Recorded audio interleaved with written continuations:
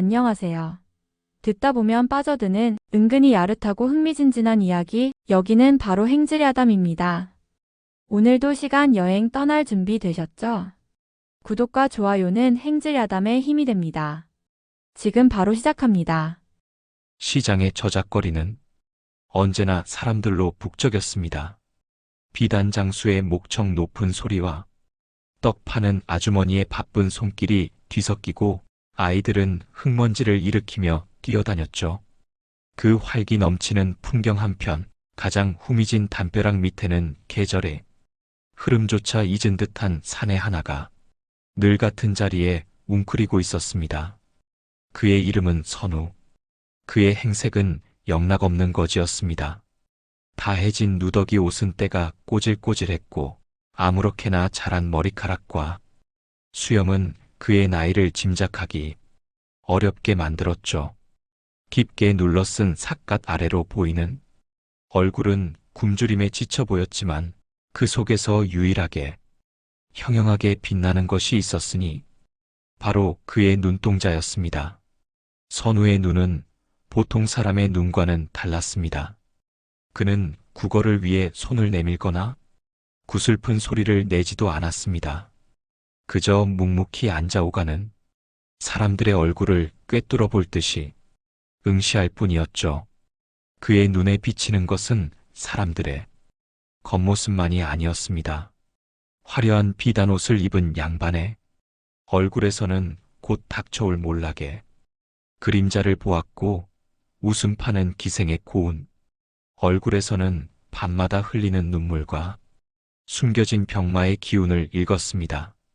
탐욕스러운 상인의 얼굴에서는 재물에 대한 집착이 만들어낼 배신과 파멸의 끝을 보았고 갓 혼례를 올린 새신랑의 얼굴에서는 단명할 비극의 씨앗을 발견했습니다. 사람의 얼굴에 깃든 운명의 그림자, 깊숙이 숨겨진 욕망, 아무도 모르는 비밀, 그리고 다가올 비극의 조짐까지 그 모든 것이 선우의 눈에는 마치 손바닥 보듯 환히 보였습니다. 하지만 그는 자신이 본 것을 누구에게도 말하지 않았습니다.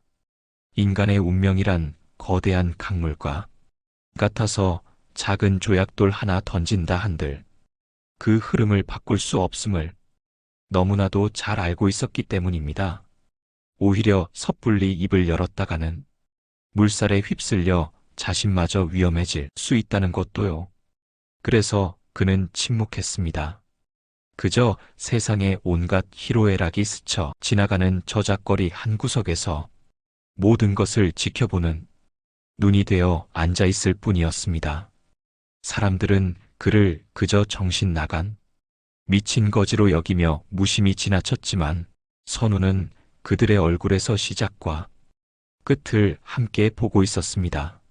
어느 날 저작거리를 지나던 한 교만한 양반의 얼굴에서 검은 기운이 피어오르는 것을 보고 선우는 나지막이 중얼거렸습니다.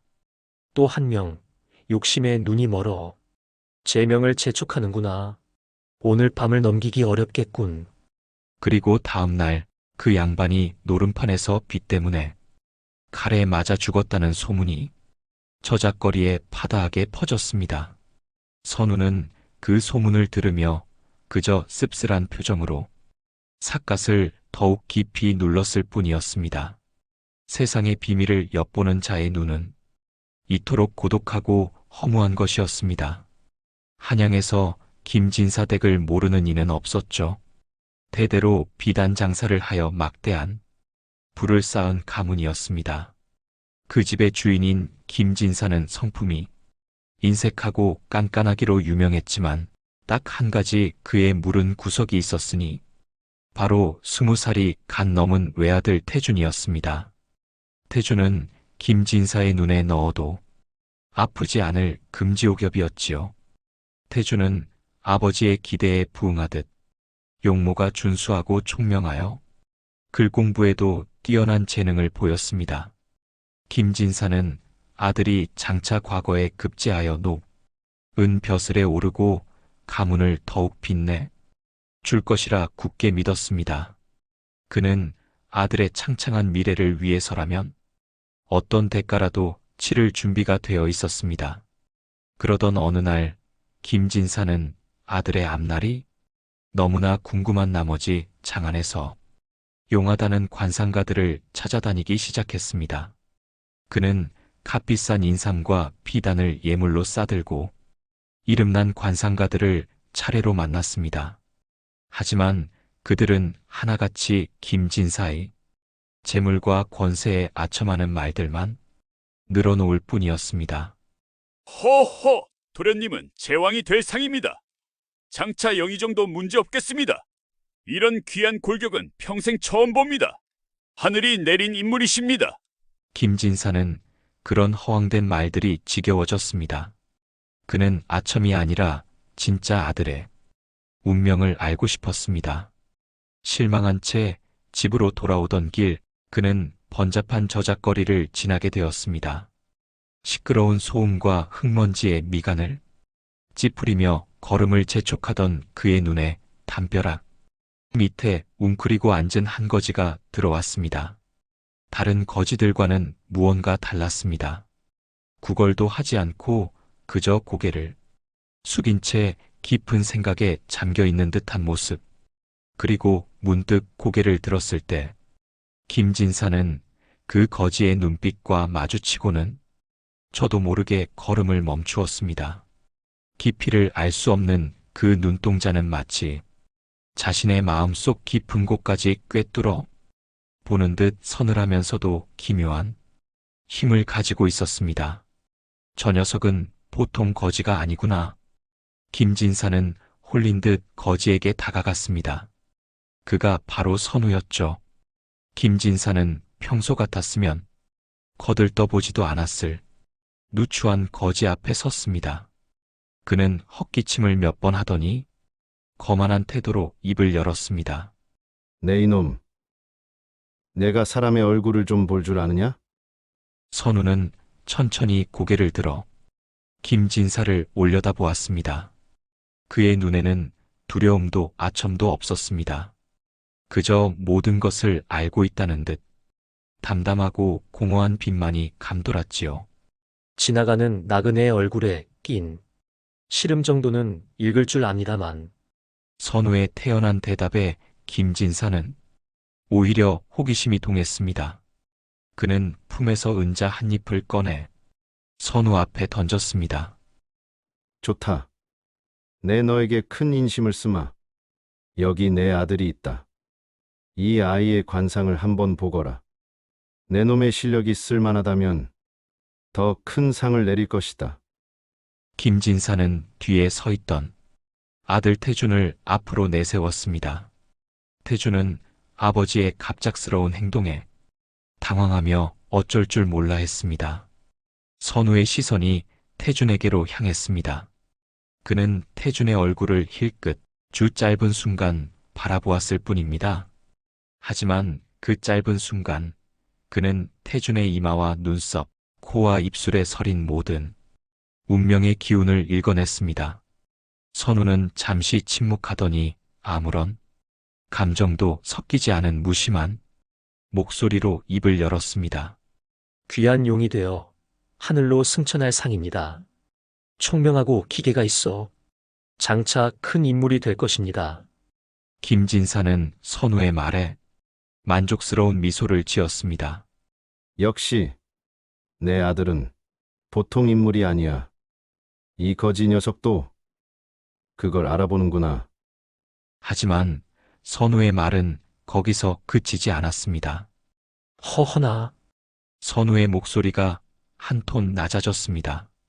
그 귀한 용이 하늘에 오르기 전에 머지않아 진흙탕에 빠져 온몸에 비늘이 상하고 날개가 꺾일 운명입니다. 뭐라? 김진사의 얼굴이 일그러졌습니다. 선우는 아랑곳하지 않고 말을 이었습니다. 도화살이 강하게 끼어 있습니다. 여인 때문에 모든 것을 잃게 될 것입니다. 재물도 명예도 심지어 목숨까지도 위태로워질 수 있습니다. 피하지 못할 겁입니다. 선우의 말은 비수처럼 김진사의 가슴에 꽂혔습니다. 감히 천한거지가 자신의 금지옥엽 아들에게 저주와 같은 예언을 퍼붓다니. 김진사는 분노를 참지 못하고 고함을 질렀습니다. 이 미친놈이 무엄하게 무슨 망발이냐. 내 이놈. 당장 내 놈의 혀를 뽑아버릴까 보다.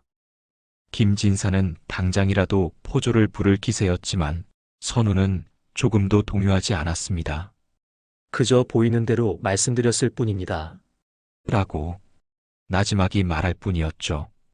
김진사는 분을 사귀지 못하고 선우에게 욕설을 퍼부으며 태준의 손을 잡고 황급히 그 자리를 떠났습니다. 하지만 집으로 돌아오는 내내 김진사의 마음속에는 선우의 마지막 말이 불길한 메아리처럼 맴돌았습니다. 여인 때문에 모든 것을 잃게 될 것이다. 그는 아들의 주변에 불길한 여인이 있는 것은 아닌지 처음으로 깊은 의심과 불안에 휩싸이기 시작했습니다. 김진사가 모르는 것이 있었으니 선우의 예언은 이미 현실이 되어가고 있었습니다. 태주는 이미 마음에 품은 여인이 있었기 때문입니다. 그 상대는 놀랍게도 집안에서 바느질을 하는 친모 채원이었습니다. 채원은 비록 미천한 신분이었지만 얼굴이 희고 단아하며 마음씨가 고와 집안 어른들이 칭찬이 자자한 처녀였습니다. 태주는 몇 해 전 우연히 밤늦도록 바느질하는 채원의 모습을 보고 그녀의 성실함과 청초한 모습에 첫눈에 반했습니다. 처음에는 그저 멀리서 바라보며 연모의 정을 키웠지만 두 사람은 어느덧 서로의 마음을 확인하고 주위에 눈을 피해 비밀스러운 사랑을 나누는 사이가 되었죠.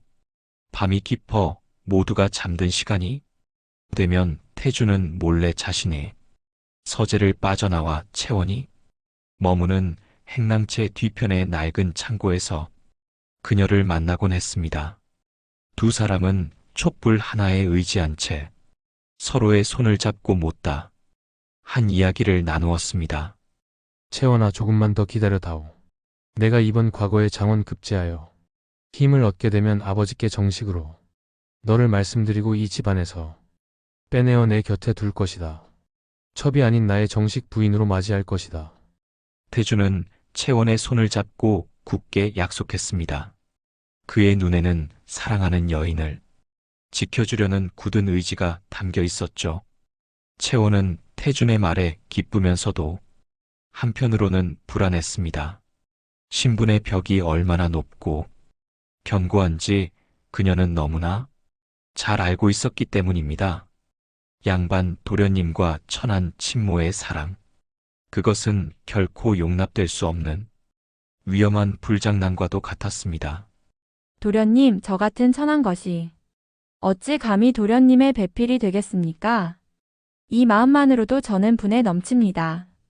그저 이렇게 도련님을 멀리서나마 뵐 수 있는 것만으로도 족합니다. 채원은 눈물을 글썽이며 말했습니다. 아니다, 채원아. 나에게는 너뿐이다. 세상 사람들이 손가락질한다 해도 나는 너를 포기하지 않을 것이다. 태주는 채원의 눈물을 닦아주며 그녀를 품에 안았습니다. 두 젊은 남녀는 서로의 체온을 느끼며 불안한 미래를 잠시 잊으려 애썼습니다. 하지만 그들의 사랑이 깊어질수록 운명의 그림자 또한 더욱 짙게 드리워지고 있었습니다. 선우가 보았던 진흙탕은 바로 이 금지된 사랑을 의미하는 것이었지요. 태준과 채원의 비밀스러운 사랑이 깊어가는 동안 그들의 운명에 또 다른 변수가 끼어들고 있었습니다. 바로 한성부의 무관인 최 부장이라는 인물이었습니다. 나이 40대의 최 부장은 야심이 크고 권모술수에 능한 자였습니다. 그는 낮은 직급에서 시작하여 온갖 아첨과 술수로 지금의 자리에 올랐지만 더 높은 관직에 대한 욕망은 끝이 없었죠. 최 부장은 자신의 출세에 가장 필요한 것이 막강한 재력과 정치적 배경이라는 것을 잘 알고 있었습니다. 그리고 그의 눈에 들어온 것이 바로 김진사 가문이었습니다.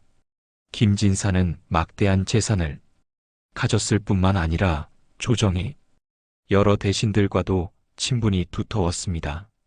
만약 김진사 가문과 사돈을 맺을 수만 있다면 자신의 앞날은 탄탄대로일 것이 분명했습니다. 최 부장에게는 마침 태준과 나이가 비슷한 딸이 있었습니다. 그는 자신의 딸을 태준과 혼인시켜 김진사 댁을 발판 삼아 병조 판서의 자리까지 넘보려는 거대한 계략을 꾸미기 시작했습니다.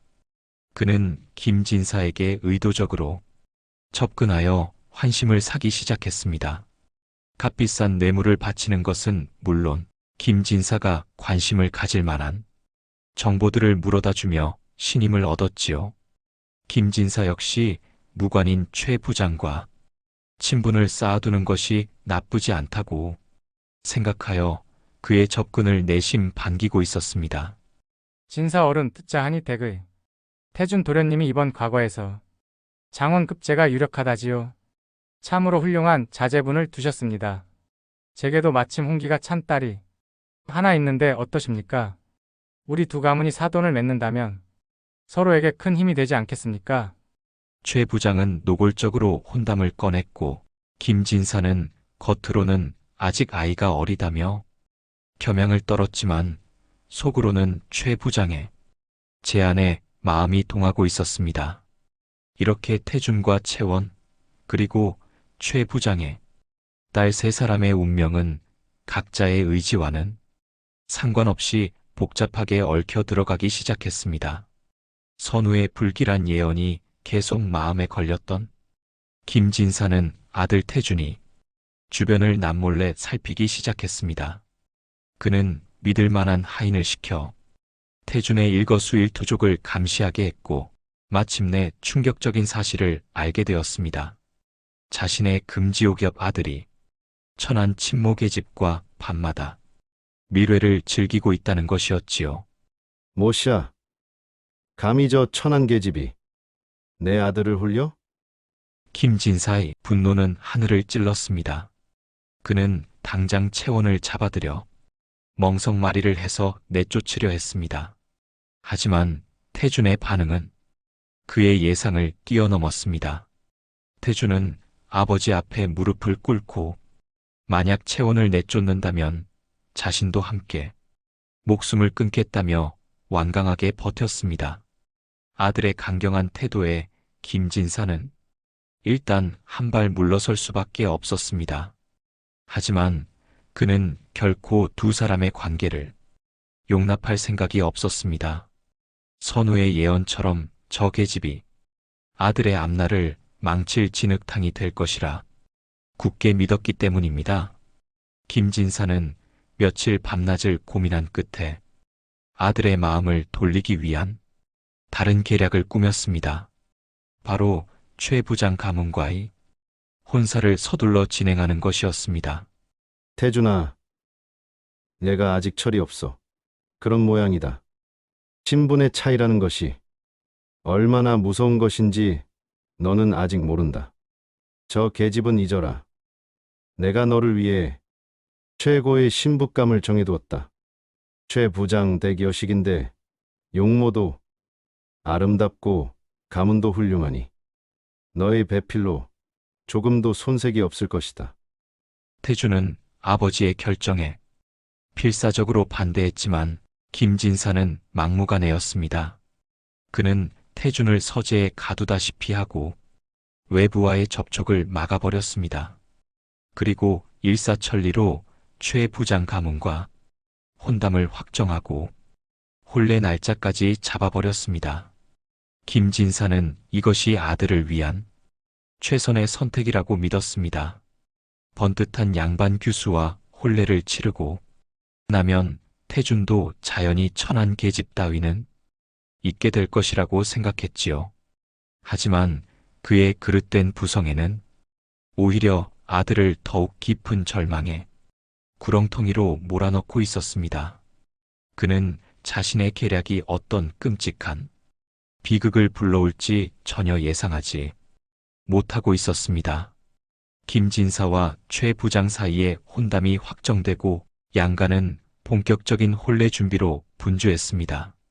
어느 날 최 부장이 예물을 논하기 위해 김진사 댁을 찾았다가 돌아가는 길이었습니다.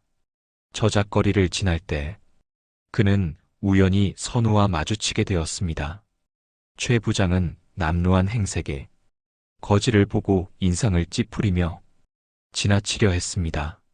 하지만 선우가 그를 막아서며 나지막이 입을 열었습니다. 나리, 잠시 드릴 말씀이 있습니다.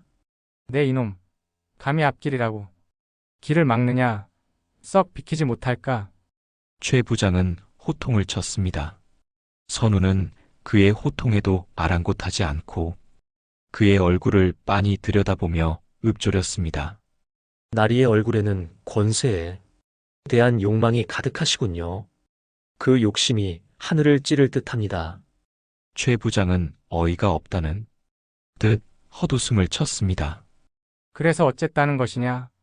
선우의 눈빛이 순간 싸늘하게 변했습니다. 허나 그 욕심이 날카로운 칼날이 되어 나리의 목을 겨누고 있습니다. 그 칼날이 떨어질 날이 머지 않았습니다. 최 부장은 선우의 섬뜩한 말에 순간 오싹함을 느꼈지만 애써 태연한 척하며 그를 밀치고 지나갔습니다. 미친 거지 헛소리를 하는구나. 재수 없겠으리. 하지만 집으로 돌아가는 내내 선우의 기묘한 눈빛과 칼날이 목을 겨누고 있다는 예언이 그의 뇌리에서 떠나지 않았습니다. 괜한 불안감에 휩싸였지만 그는 곧 명문가인 김진사 댁과 사돈을 맺게 될 것이라는 생각에 애써 불길한 예감을 떨쳐버렸습니다. 그는 자신의 계략이 완벽하게 진행되고 있다고 믿었지만 실은 스스로 파멸의 길로 한 걸음 더 다가서고 있을 뿐이었습니다. 최 부장의 딸과의 혼례 날짜가 코앞으로 다가오자 태준의 절망감은 극에 달했습니다. 아버지의 감시 속에 갇혀 채원을 만날 수도 없게 되자 그의 마음은 타들어가는 듯 했습니다. 이대로 원치 않는 혼인을 하고 평생을 불행하게 살 수는 없다. 태준은 마침내 마지막 결단을 내렸습니다. 모든 것을 버리고 채원과 함께 멀리 도망쳐 둘만의 삶을 꾸리기로 결심한 것입니다.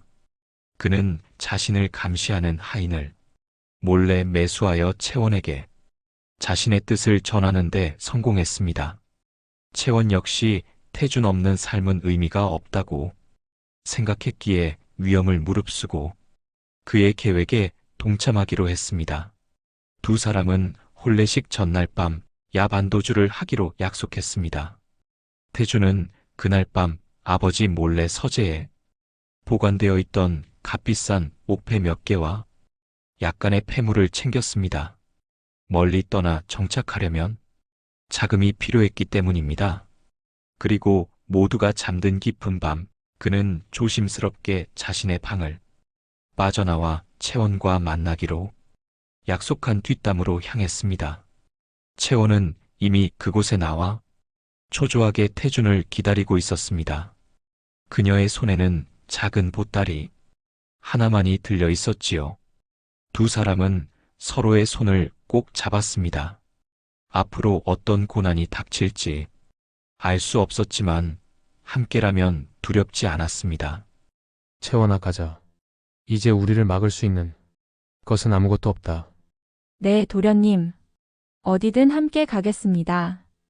두 젊은 연인은 어둠을 틈타 조심스럽게 담장을 넘었습니다. 그들의 앞에는 낯설고 험난한 길이 펼쳐져 있었지만 그들의 마음은 오히려 자유를 향한 희망으로 부풀어 있었습니다. 하지만 그들은 자신들의 뒤를 쫓는 더 어둡고 위험한 그림자가 있다는 사실은 까맣게 모르고 있었습니다. 한양을 빠져나가기 위해 인적이 드문 뒷골목을 따라 걷던 태준과 채원은 우연히 한 사내와 마주쳤습니다. 깊게 눌러쓴 삿갓과 남루한 행색. 바로 거지 관상가 선우였습니다. 선우는 마치 그들이 지나가기를 기다렸다는 듯 길 한가운데에 서서 그들을 막아섰습니다. 이 밤에 어딜 그리 급히 가시오? 선우의 목소리는 낮고 차분했습니다. 태주는 웬 거지가 길을 막자 불쾌한 표정을 지으며 비키라고 소리쳤습니다. 웬 놈이냐? 썩 길을 비키지 못할까? 하지만 선우는 꼼짝도 하지 않았습니다. 그는 삿갓 아래로 두 사람이 얼굴을 번갈아 보더니 깊은 한숨을 내쉬었습니다. 두 사람의 얼굴에는 짙은 죽음의 그림자가 드리워져 있었기 때문입니다. 오늘 밤 떠나면 두 사람 모두 객살 운명입니다. 이 길의 끝은 관아의 옥사가 아니라 차가운 강바닥이 될 것이오. 선우의 말은 섬뜩할 정도로 단호했습니다. 태주는 미친 거지의 헛소리라며 그를 밀치고 지나가려 했습니다. 하지만 그때 채원이 태준이 옷자락을 붙잡았습니다. 그녀는 선우의 눈빛에서 범상치 않은 기운을 느꼈습니다. 그의 눈은 미친 사람의 눈이 아니었습니다. 모든 것을 알고 있다는 듯한 깊은 슬픔과 연민이 담겨 있었습니다. 도련님 잠시만요. 이분의 말씀을 조금만 더 들어보아요. 선우는 채원을 바라보며 말을 이었습니다. 아가씨의 얼굴에는 고초가 서려 있으나 아직 명줄은 끊어지지 않았소. 허나 오늘 밤 이 사내와 함께 길을 떠난다면 그 명줄마저 끊어지게 될 것이오. 그는 다시 태준을 향해 말했습니다. 사흘만, 딱 사흘만 더 참고 기다리시오. 쥐구멍에도 벼틀 날이 온다 하였소. 그리하면 살 길이 열릴 것입니다. 허나 내 말을 듣지 않는다면 내일 아침 두 사람은 한강에 떠오른 싸늘한 주검이 되어 발견될 것이오. 선우의 절박하고 진심 어린 눈빛에 태준의 마음도 조금씩 흔들리기 시작했습니다. 믿져야 본전이라는 생각도 들었지요.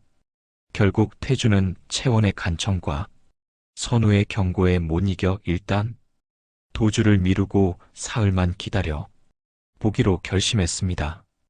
두 사람은 아쉬운 마음으로 각자의 처소로 돌아갔고 선우는 그들의 뒷모습을 보며 또 한 번 깊은 한숨을 내쉬었습니다. 앉아 누군가를 기다리는 듯 했죠. 그들은 바로 최 부장이 고용한 자객들이었습니다.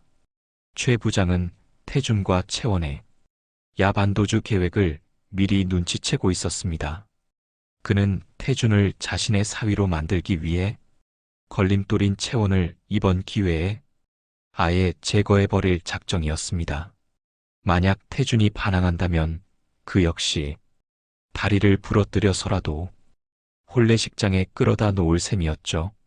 그 계집은 곱게 처리해버리고 도련님은 다치지 않게 모셔오라. 만약 도련님 몸에 상처라도 나면 내 놈들 목숨도 무사하지 못할 것이다. 이것이 최 부장이 자객들에게 내린 명령이었습니다. 자객들은 밤이 깊도록 두 사람이 나타나기를 기다렸지만 그들은 끝내 모습을 드러내지 않았습니다. 허탕을 친 자들은 투덜거리며 흩어졌고 이 사실은 다음날 최 부장의 귀에 들어갔습니다. 최 부장은 계획이 틀어진 것에 분노했지만 어차피가 제 손아귀 안에 있으니 상관없다고 생각했지요. 한편 태주는 다음날 아침 자신이 매수했던 하인을 통해 끔찍한 사실을 전해 듣게 되었습니다. 어젯밤 자객들이 자신과 채원을 기다리고 있었다는 것, 그리고 채원을 죽이려 했다는 것을 알게 된 것입니다. 태주는 온몸에 피가 차갑게 식는 것을 느꼈습니다. 만약 어젯밤 선우의 경고를 무시하고 길을 떠났더라면 자신과 채원은 이미 이 세상 사람이 아니었을 것입니다. 그 미친 것 같았던 사내가 자신들의 목숨을 구한 것입니다. 태주는 그제야 선우의 능력을 믿게 되었고 동시에 걷잡을 수 없는 두려움과 분노에 휩싸였습니다.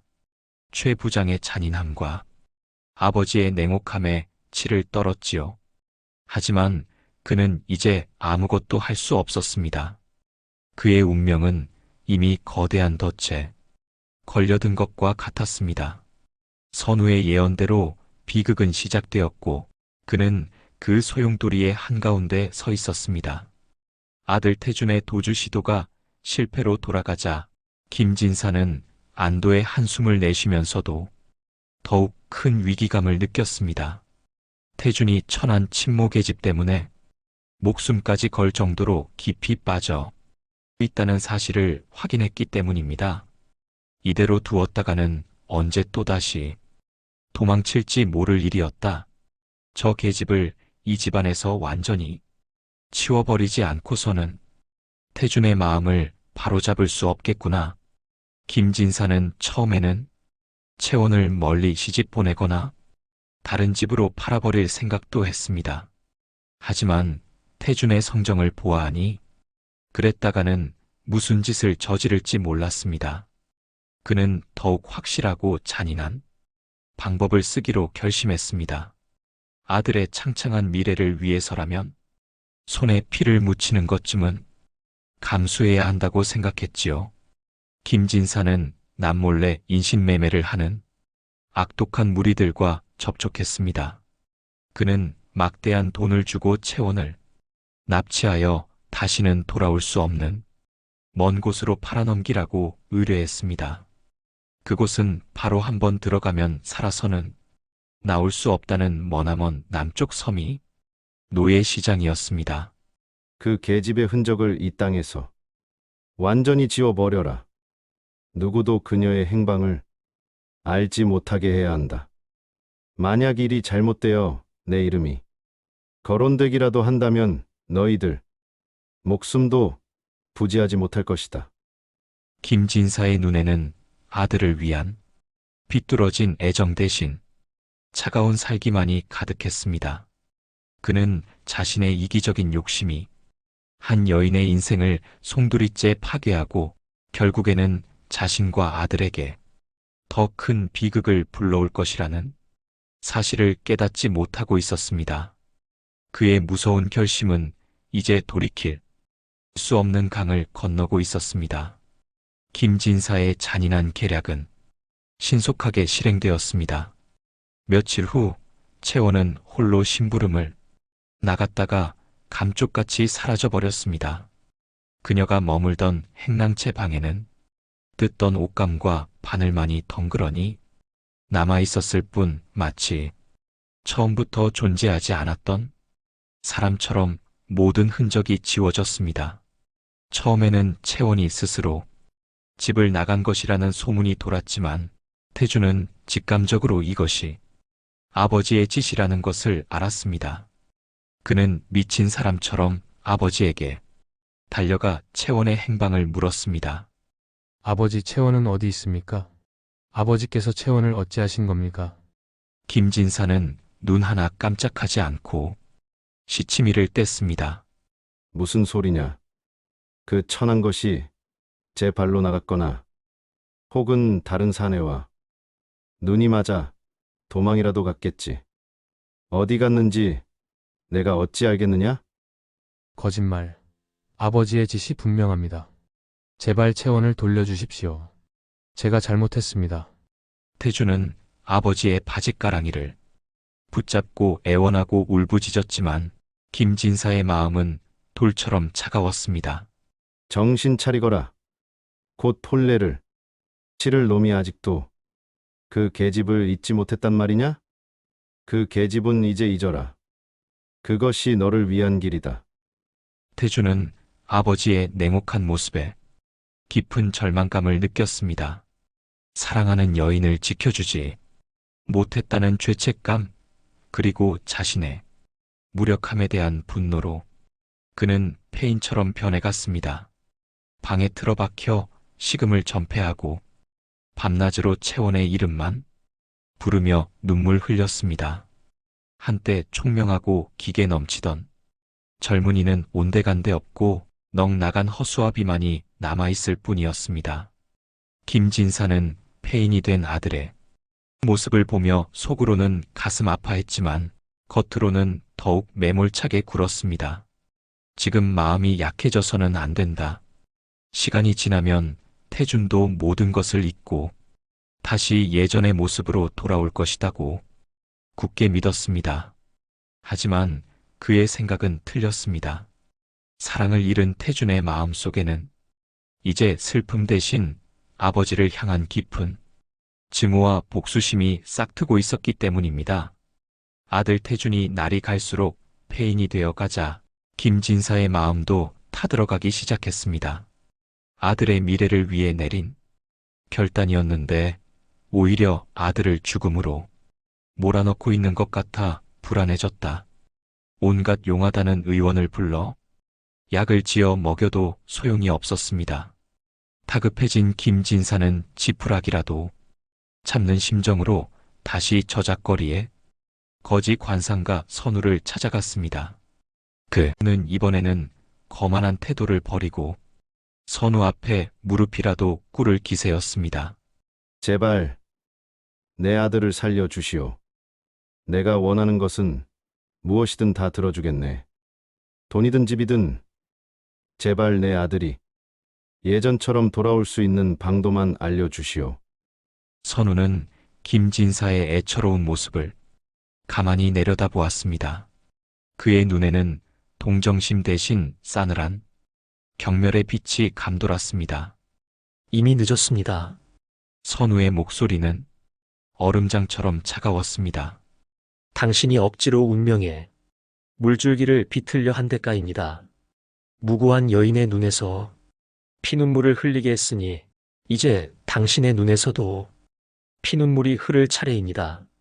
그게 무슨 소리인가? 나는 그저 내 아들을 위해 아들을 위한 것이었습니까? 아니면 당신의 탐욕을 위한 것이었습니까? 선우는 김진사의 말을 가로챘습니다. 당신의 그릇된 부성애가 결국 이 집안에 피바람을 몰고 올 것입니다. 그것이 당신의 운명입니다. 김진사는 선우의 말에 온몸이 떨려왔습니다. 피바람이라니. 막을 방법은 정령 없는 것인가? 선우는 잠시 침묵하더니 수수께끼 같은 말을 남기고 자리에서 일어났습니다. 아들을 살리고 싶거든. 당신이 잃어버린 것을 제자리로 돌려놓으시오. 엎질러진 물은 다시 담을 수 없으나 마른 땅에 새 샘을 팔 수는 있는 법. 허나 그 샘을 팔 기회마저 당신 스스로 걷어차 버린다면 남는 것은 파멸뿐일 것이오. 그 말을 끝으로 선우는 인파 속으로 사라져버렸습니다. 김진사는 그의 마지막 말이 의미하는 바를 제대로 깨닫지 못한 채 그저 망연자실하여 그 자리에 주저앉았습니다. 그의 눈앞에는 선우가 예언한 피바람의 끔찍한 광경이 어른거리는 듯 했습니다. 채원을 잃은 슬픔과 아버지를 향한 증오는 태준을 완전히 다른 사람으로 만들어 놓았습니다. 그는 더 이상 아버지의 말에 순종하는 착한 아들이 아니었습니다. 그의 눈빛에서는 순수함 대신 도끼와 차가운 복수심이 서려 있었죠. 태준은 식음을 전폐하던 것을 멈추고 언제 그랬냐는 듯이 자리에서 일어났습니다. 그리고 아버지 김진사에게 최 부장의 딸과의 혼인을 받아들이겠다고 말했습니다. 김진사는 아들이 마침내 마음을 잡았다고 생각하며 기뻐했지만 그것은 태준의 무서운 복수극의 시작일 뿐이었습니다. 태준은 최 부장과의 혼인을 받아들이는 척하며 김진사 가문이 사위가 될 몸이라는 명분을 얻었습니다. 그는 아버지를 안심시킨 뒤로는 은밀하게 아버지의 약점과 비리를 캐기 시작했습니다. 김진사가 그동안 비단 장사를 하며 탈세를 하거나 경쟁 상인들을 음해하고 고리대금으로 서민들의 피를 빨아먹은 온갖 추악한 행적들을 하나씩 파헤쳐 증거를 모았습니다. 태주는 아버지가 평생을 바쳐 쌓아 올린 그 재물과 권력을 이용하여 아버지를 파멸시키려는 무서운 계획을 세운 것입니다. 그는 아버지에게 가장 큰 고통을 줄 수 있는 방법이 바로 그가 가장 아끼는 모든 것을 빼앗는 것임을 잘 알고 있었습니다. 최 부장의 딸과의 혼례는 예정대로 치러졌습니다. 태주는 혼례식 내내 무표정한 얼굴로 꼭두각시처럼 움직였습니다. 그의 마음 속에는 오직 복수심만이 불타고 있었지요. 그는 이제 아버지에게서 가문의 모든 권한을 서서히 넘겨받으며 자신의 계획을 실행할 때를 기다렸습니다. 사랑을 잃은 젊은이는 그렇게 가장 가까운 사람에게 칼을 겨누는 냉혹한 복수자로 변해가고 있었습니다. 선우는 저작거리에서 태준과 김진사 가문의 소식을 간간히 전해 들었습니다. 태준이 최 부장의 딸과 혼례를 올렸다는 소식을 들었을 때 그는 태준의 얼굴에 드리워져 있던 복수의 그림자가 더욱 짙어졌음을 느꼈습니다. 그는 이대로 두었다가는 김진사 가문 전체가 파멸할 것이고 태준 역시 그 비극의 소용돌이에서 벗어나지 못할 것임을 직감했습니다. 저 어리석은 부자의 싸움이 더 큰 비극을 낳기 전에 무언가 해야만 한다. 선우는 처음으로 운명에 적극적으로 개입하기로 마음먹었습니다. 그는 자신이 본 운명의 흐름을 조금이라도 긍정적인 방향으로 바꾸고 싶었습니다. 그러기 위해서는 먼저 사라진 채원의 행방을 찾아야 했습니다. 그녀만이 이 비극의 고리를 끊을 수 있는 유일한 열쇠였기 때문입니다. 선우는 자신의 신비한 능력을 사용하기 시작했습니다. 그는 저작거리를 오가는 사람들의 얼굴을 보며 채원과 관련된 아주 작은 단서라도 찾아내려 했습니다. 며칠간의 노력 끝에 그는 김진사 댁을 드나들던 한 인신매매꾼의 얼굴에서 채원의 슬픈 얼굴을 읽어내는 데 성공했습니다. 하지만 인신매매꾼을 직접 찾아가 추궁하는 것은 위험한 일이었습니다. 선우는 저작거리에서 유일하게 자신을 미친 거지로 보지 않고 따뜻한 밥 한 끼와 막걸리 한 사발을 건네주던 늙은 약재상 윤노인을 찾아갔습니다.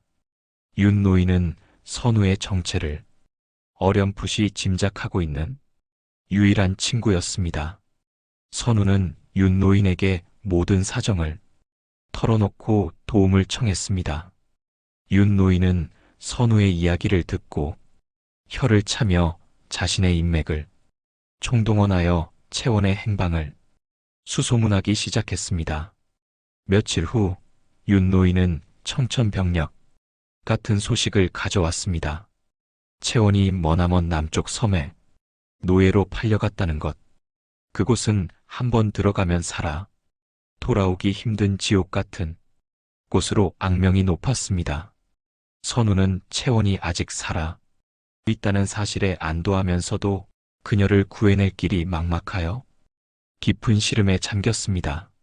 그는 태준에게 이 사실을 알려야 할지 아니면 다른 방법을 찾아야 할지 고민하기 시작했습니다. 선우가 채원의 행방을 찾는 동안 한양에서는 또 다른 큰 사건이 터졌습니다. 김진사 가문과 사돈을 맺고 기세등등해진 최 부장이 마침내 몰락의 길을 걷게 된 것입니다. 태준과의 혼인으로 막강한 재력을 뒷배로 삼게 된 최 부장은 더욱 오만방자하게 권세를 휘둘렀습니다. 그는 자신의 출세를 위해 반대파를 무자비하게 숙청하고 뇌물을 챙기는 등 온갖 악행을 서슴지 않았죠. 그의 탐욕은 끝이 없었고 그는 마침내 자신이 건드려서는 안 될 상대까지 건드리고 말았습니다. 바로 임금의 신임이 두터운 다른 세력의 핵심 인물을 모함하려 한 것입니다. 이것이 화근이 되었습니다. 최 부장의 적들은 이때를 놓치지 않고 연합하여 그의 과거 비리를 낱낱이 파헤쳐 임금에게 고했습니다. 설상가상으로 그가 과거에 저질렀던 작은 역모 사건에 연루되었던 증거까지 드러나고 말았습니다. 상황은 걷잡을 수 없이 커졌습니다. 임금은 진노했고 최 부장은 하루아침에 포도청에 끌려가 역모죄로 모진 고문을 받게 되었습니다. 결국 그는 자신의 모든 죄를 자백했고 며칠 후 저작거리에서 참수형을 당하는 비참한 최후를 맞이했습니다. 그의 가족들 역시 노비로 전락하거나 멀리 유배를 가게 되었지요. 욕심이 칼날이 되어 당신의 목을 겨눌 것입니다. 선우가 최 부장에게 했던 두 번째 예언은 이렇게 한치의 오차도 없이 그대로 실현되었습니다. 저작거리 사람들은 최 부장의 몰락을 보며 혀를 차면서도 언젠가 그에게 섬뜩한 예언을 했던 미친 거지의 이야기를 떠올리며 수군거리기 시작했습니다. 최 부장이 몰락하자 태주는 마침내 때가 왔다고 판단했습니다. 그는 더 이상 망설이지 않았습니다. 그동안 차곡차곡 모아두었던 아버지 김진사의 온갖 비리가 담긴 장부와 증거들을 관하에 익명으로 투서했습니다. 아들의 손에 의해 모든 것이 폭로된 김진사는 속수무책으로 무너졌습니다.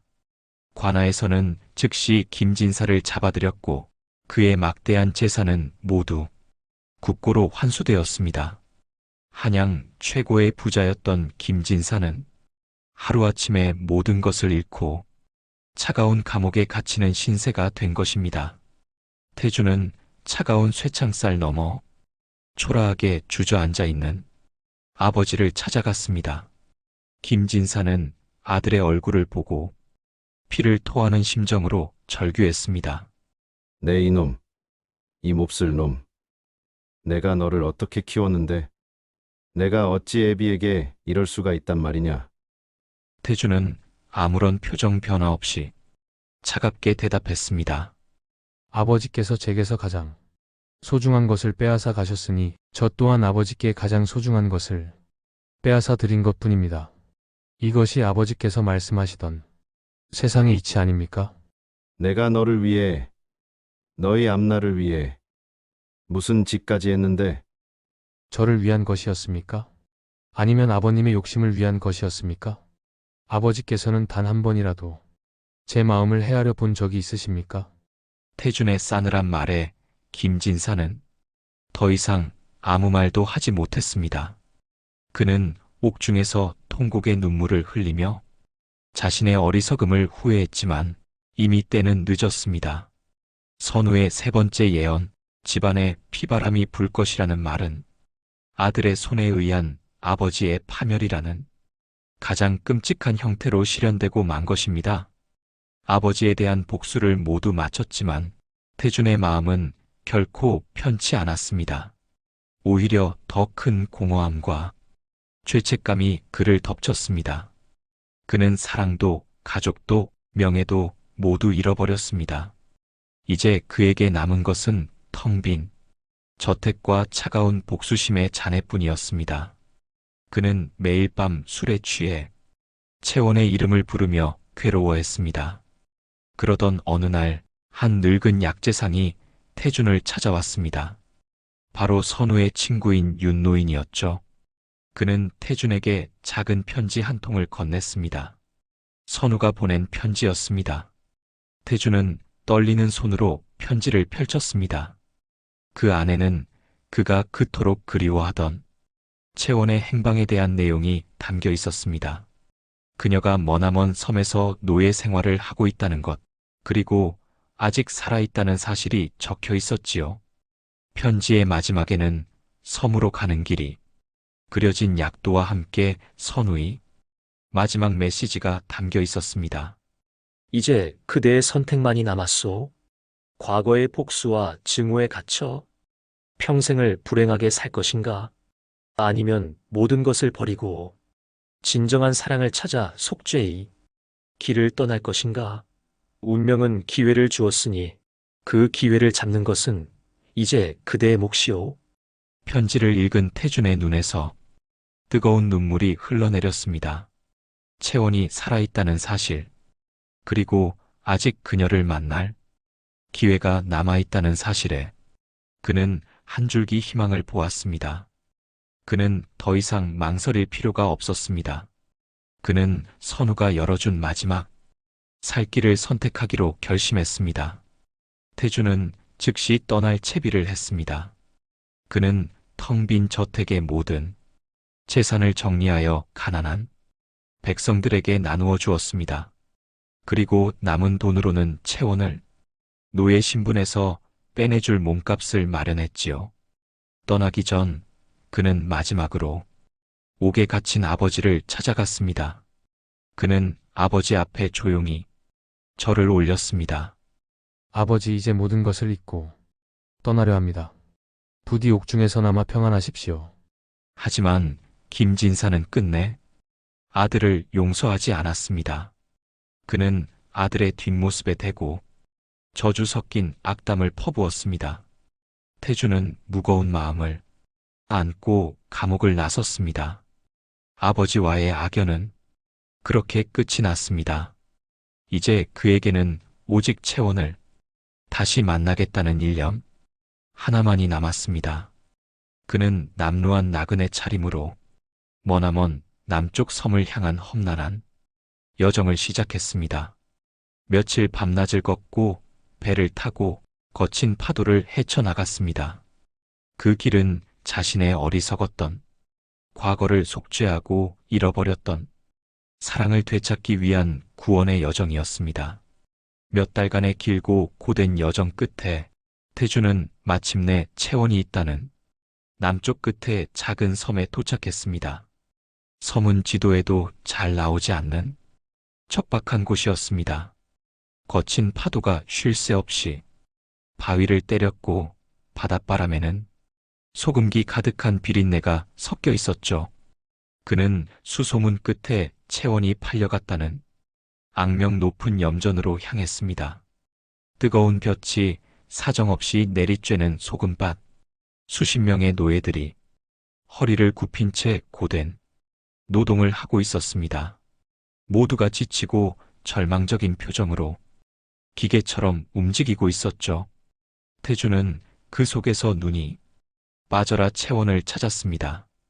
예전에 곱고 단아했던 모습을 떠올리며 찾았지만 쉽사리 눈에 띄지 않았습니다. 노예들의 행색은 하나같이 남루하고 초라했으며 얼굴은 햇볕과 노동에 검게 그을려 있었기 때문입니다. 내가 너무 늦은 것인가? 채원이 이미 이 세상 사람이 아닌 것은 아닐까? 태준의 가슴이 철렁 내려앉고 절망감이 밀려오던 바로 그 순간이었습니다. 염전 한쪽 구석에서 물을 길어 나르던 한 여인이 발을 헛디뎌 넘어졌습니다. 바로 그 순간 태준은 숨을 멈췄습니다. 비록 얼굴은 해쓱하고 검게 그을렸으며 입술은 바싹 말라 있었지만 그 맑고 슬픈 눈빛만은 예전의 채원 그대로였습니다. 채원아, 태준은 자신도 모르게 목이 터져라 그녀의 이름을 불렀습니다. 채원 역시 놀라 소리가 나는 쪽을 바라보았습니다.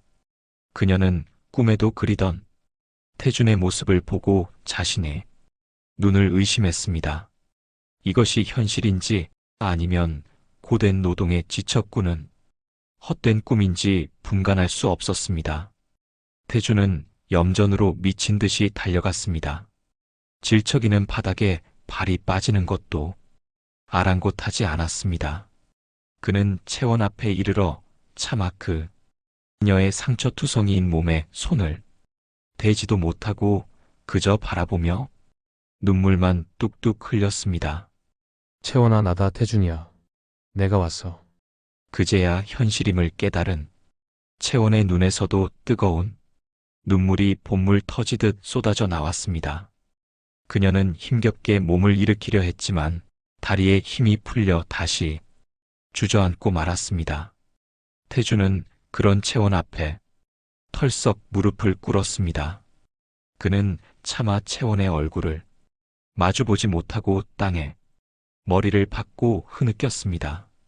내가 잘못했다, 채원아. 제발 나를 용서해 다오. 내가 너무 어리석고 너무 나약했다. 너를 지켜주지 못했어. 내가 너무 늦었구나. 그의 등은 죄책감과 회한으로 격렬하게 떨리고 있었습니다. 채원은 떨리는 손을 뻗어 태준의 어깨를 가만히 감쌌습니다.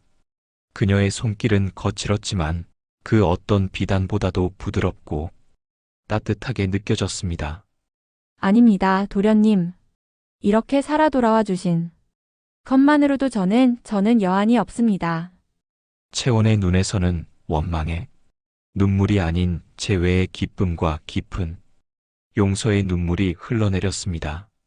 그녀는 태준을 원망하지 않았습니다. 그 역시 거대한 운명 속에서 고통받았을 피해자임을 알고 있었기 때문입니다. 태준은 고개를 들어 눈물로 범벅이 된 채원의 얼굴을 바라보았습니다. 두 사람은 그 지옥 같은 염전 한가운데서 세상의 모든 소음이 멎은 듯 서로를 부둥켜 안았습니다. 어떤 말도 필요 없었습니다. 서로의 온기와 심장 소리를 통해 그들은 지난 세월의 모든 아픔과 그리움을 나누고 있었습니다. 태주는 준비해온 막대한 돈을 염전 주인에게 건네고 채원을 노예 신분에서 해방시켰습니다. 염전 주인은 평생 만져보지 못할 큰 돈에 입이 귀에 걸렸고 다른 노예들은 기적 같은 광경을 부러움과 경외의 눈빛으로 바라보았습니다. 그렇게 두 사람은 손을 잡고 지옥 같던 염전을 빠져나왔습니다. 그리고 그 작은 섬의 초가집 한 채를 얻어 새로운 삶을 시작했습니다. 태주는 평생 잡아본 적 없는 그물을 잡는 어부가 되었고 채원은 밭을 일구고 길쌈을 하며 살았지요. 비록 한양에서의 화려한 삶과는 비교할 수 없는 소박하고 고된 삶이었지만 두 사람의 얼굴에서는 웃음이 떠나지 않았습니다. 서로가 곁에 있다는 사실만으로도 세상 무엇과도 바꿀 수 없는 행복을 느꼈기 때문입니다. 태주는 더 이상 아버지의 그늘에 갇힌 도련님이 아니었고 채원 역시 더 이상 천한 친모나 노예가 아니었습니다. 그들은 비로소 서로의 온전한 연인이자 동반자가 된 것입니다. 세월이 흘러 두 사람 사이에는 맑은 눈을 가진 아이들이 태어났습니다. 아이들의 웃음소리가 끊이지 않는 작은 초가집에서 태주는 종종 밤바다를 바라보며 한양의 거지 관상가 선우를 떠올렸습니다. 그가 아니었다면 자신들은 이미 이 세상 사람이 아니었을 테죠. 우리의 운명을 본 것이 아니라 우리가 가야 할 길을 알려준 것이었을지도 모르네. 태준이 채원의 어깨를 감싸 안으며 말했습니다. 채원은 말없이 고개를 끄덕이며 남편의 품에 기대었습니다. 멀리 한양의 저작거리에서 선우는 그날도 어김없이 담벼락 밑에 앉아 있었습니다. 그는 문득 고개를 들어 따스한 남쪽 하늘을 바라보았습니다. 그의 눈에는 멀리 떨어진 섬에서 행복하게 살아가는 두 남녀와 아이들의 모습이 어렴풋이 보이는 듯 했습니다. 그의 입가에 아주 희미하고 따뜻한 미소가 번졌습니다. 억지로 운명을 비틀려 했던 자들은 모두 파멸했지만 모든 것을 버리고 사랑을 택한 두 사람에게는 마침내 새로운 운명이 열린 것입니다. 선우는 그것으로 족하다고 생각했습니다. 그는 다시 삿갓을 깊이 눌러 쓴 채 저작거리의 소음과 사람들의 희로애락 속으로 조용히 자신의 모습을 감추었습니다. 세상의 온갖 비밀을 엿보는 그의 고독한 눈은 오늘도 묵묵히 또 다른 운명의 시작과 끝을 지켜보고 있었겠지요. 그렇게 천명을 훔쳐보던 한 사내의 기록은 막을 내립니다. 이야기 재밌게 들으셨나요? 야담은 들을수록 빠져드는 맛이 있죠. 앞으로 더 흥미진진한 이야기로 찾아올 테니 구독과 좋아요 잊지 말고 꼭 부탁드려요. 그럼 다음 이야기에서 또 만나요.